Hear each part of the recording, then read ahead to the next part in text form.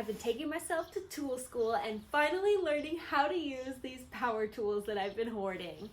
It's time for me to start leveling up what I make in a cosplay. So I had to start with some research, and I wrote it all down in my own DIY safety and usage manual. It's so that when I inevitably forget the instructions, I can look them up nice and easy peasy and organized in a way that my brain can digest it.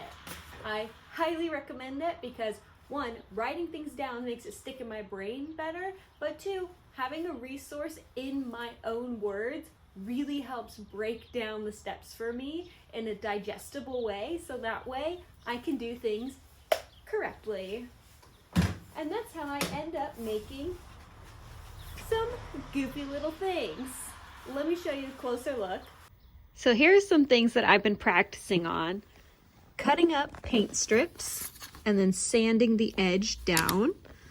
Taking pieces of worbla and heating it over EVA foam to make it nice and strong.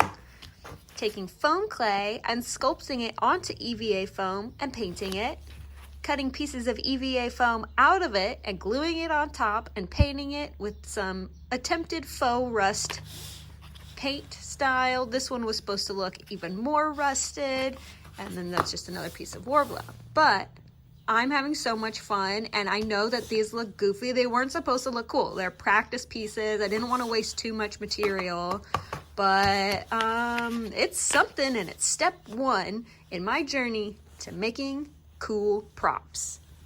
Here's an example of an attempted bottle cap that I sculpted after one tutorial on how to use foam clay, and this one is one that I've started sculpting after watching a second foam clay tutorial. Now, I haven't done the detailing or painting on it yet, but I can tell you this is already looking much better and was much easier to sculpt than my attempt one was. So while this isn't finished yet and maybe not the perfect example eventually, this is definitely a showing of my progress.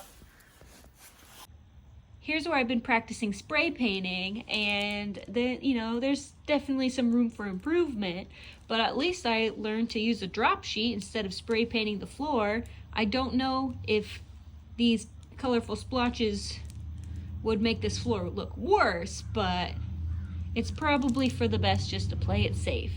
Use a drop sheet.